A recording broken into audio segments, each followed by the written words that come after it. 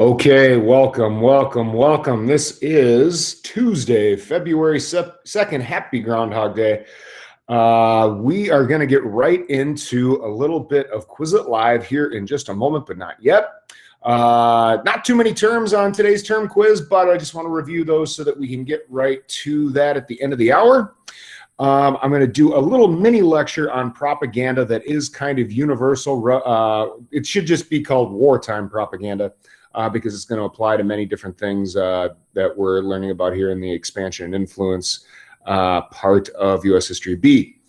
But that should go pretty quick. Then I'm just going to introduce you to the Flipgrid personalized learning topics for World War II.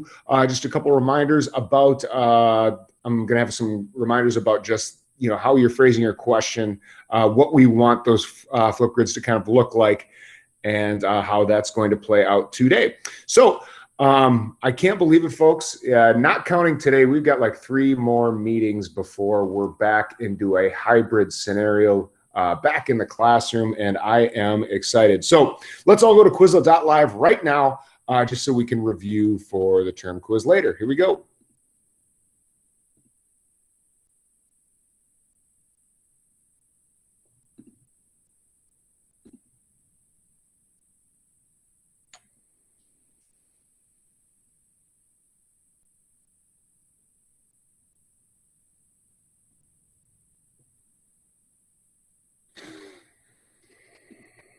See, we got looking for 23.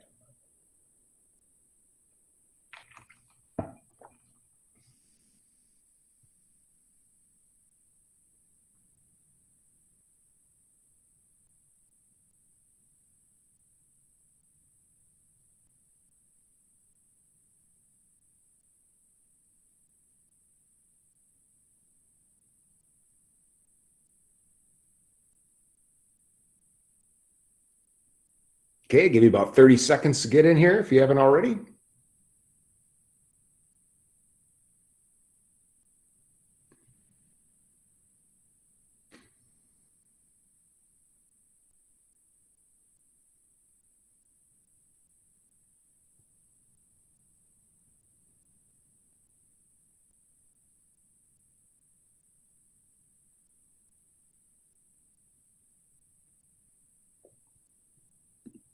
All right, here we go, folks. Round 1, and they're racing.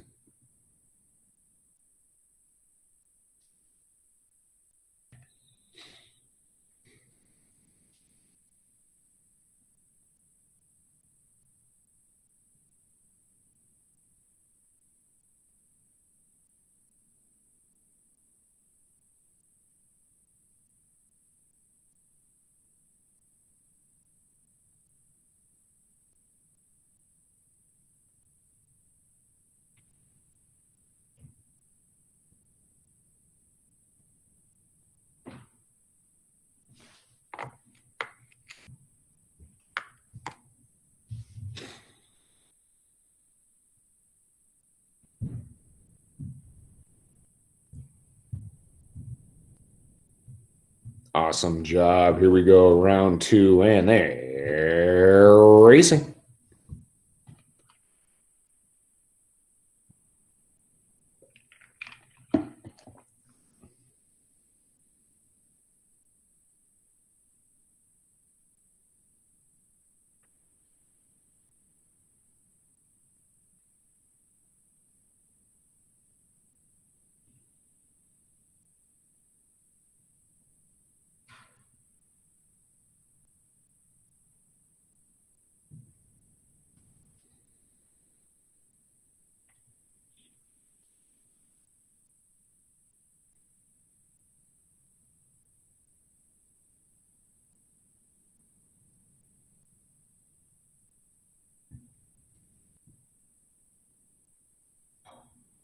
Wow, round 2. Okay, here we go. Round 3. This one's for all the Tostitos, and they're racing.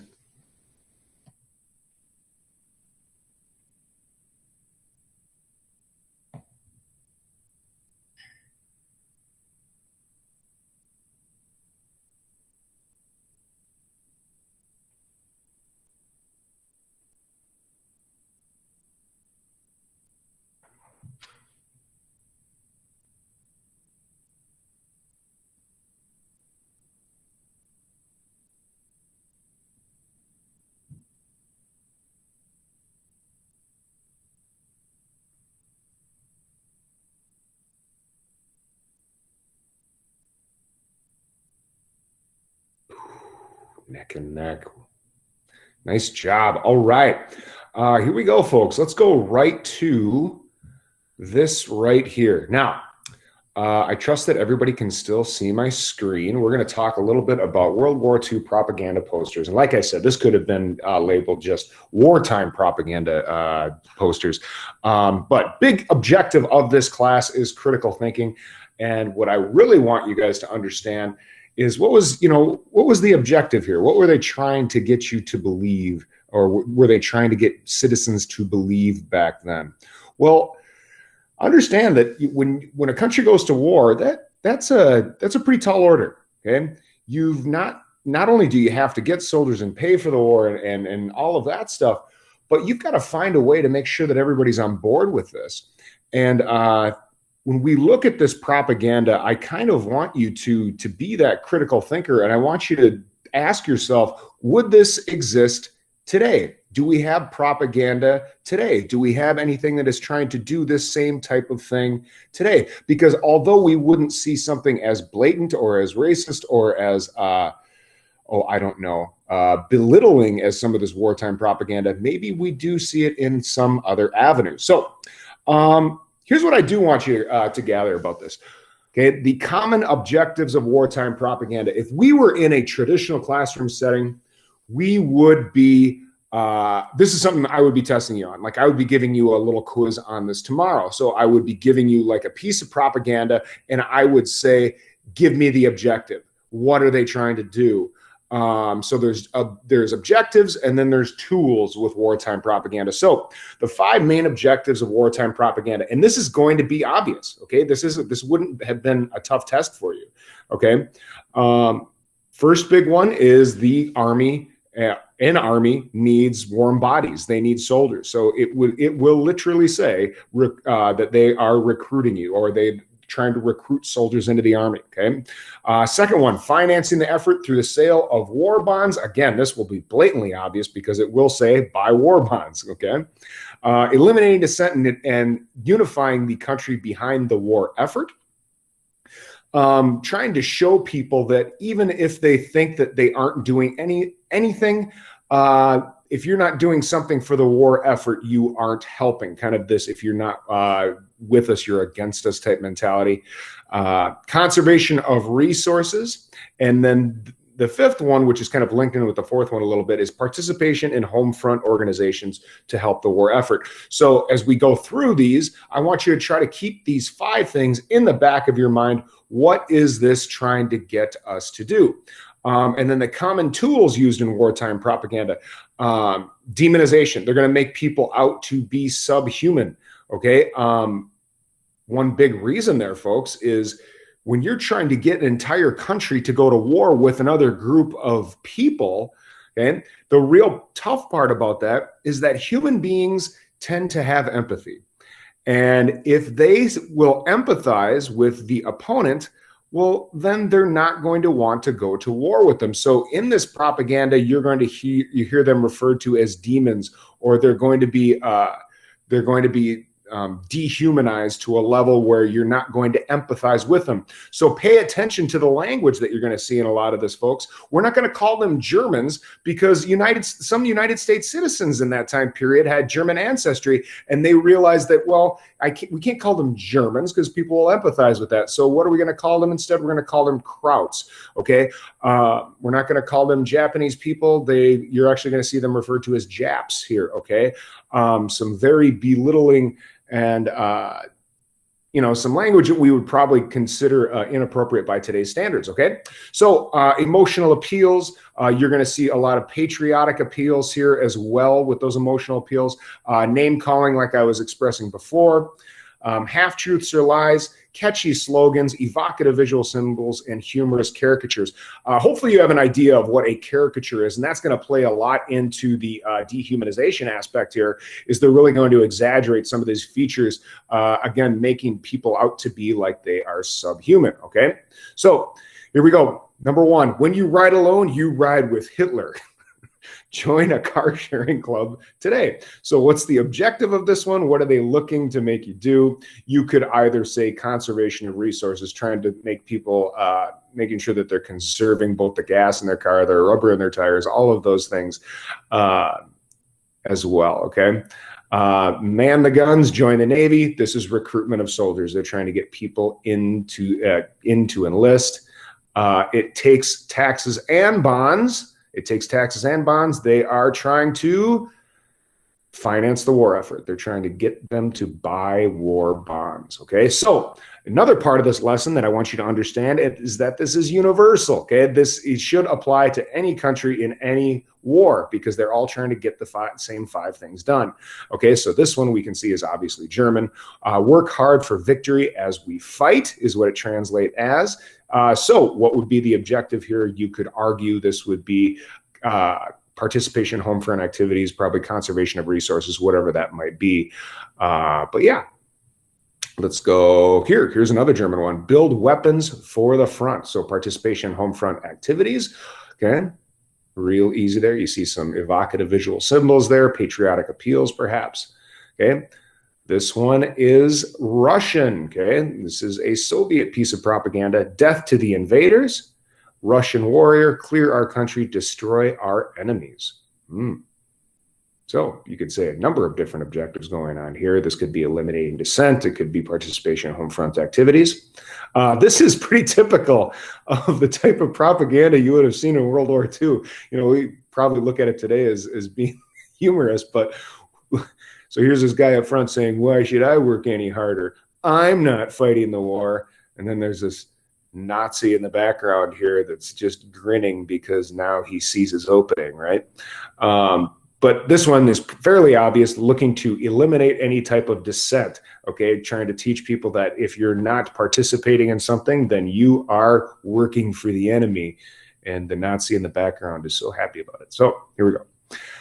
Enlist now. This is another German one here, trying to get people into the German citizens into the SS. You can see there. Okay, so trying to enlist people. Okay, here's another great example of World War II propaganda. Okay, now they were trying to show how vicious and how terrible the Japanese were, you know, in what they were doing prior to their war with the United States, and their torture in the Philippines and all that stuff, but really showing the atrocities here. But just look at the language in which they're using, okay? Stay on the job until every murdering Jap is wiped out. I mean, good governor, that's some pretty nasty language there. But you can see the dehumanization, you can see the name calling, and you obviously can see what the objective is, okay? Don't let that shadow touch them. Buy war bonds, trying to finance the war effort. And you can see the swastika there, okay? The shadow that's taking over the children, okay? Good. Well, I hope that shows you just a good example of how propaganda is pretty universal and you're trying to accomplish one of 5 objectives. So now the next question for you is, where can you see propaganda in our society today? Is it still prevalent? Obviously not this obvious, but do we see examples of that today? So here's what I want to do now. Let me go right to Schoology, and I am going to show you what we've got in Schoology, how you can access the Flipgrid link, all of that stuff. And then shortly thereafter, I'll open up the term quiz and you guys can have at it, okay? So let's go right to Schoolio. I'm viewing this as though I'm Joel. Sorry, Joel. Make sure that you have that Homefront crash course into the Dropbox, because that'll be going into the gradebook. That's the next thing going into the gradebook. And then you've got about a week to get in your Flipgrid learning check, okay? So pay attention to your due dates over on the right-hand side there. But Under this World War II folder, under activities, you will see the Flipgrid learning check, and you've got some personalized learning topics there as well. And whoops, I didn't open up the link for you. I'll do that right after this. I got to make sure that that Flipgrid link is open for first hour here, okay? But when you click on the personalized learning topics, you'll see a number of examples there, okay? Now, again, you aren't constrained to this list. You don't have to choose something off of this list. This is just to give you ideas about what you might want to ask your open-ended question about, okay? But remember a couple of things. Number one, that question's got to be open-ended, okay? If you aren't asking an open-ended question this time around, I might make you redo the whole thing, okay? I might make you resubmit. Secondly, I want you to make sure that you are using that American history lens when you do this. Now, you might have a really good question about World War II, but just understand that you still have world history to take. You know what I'm saying?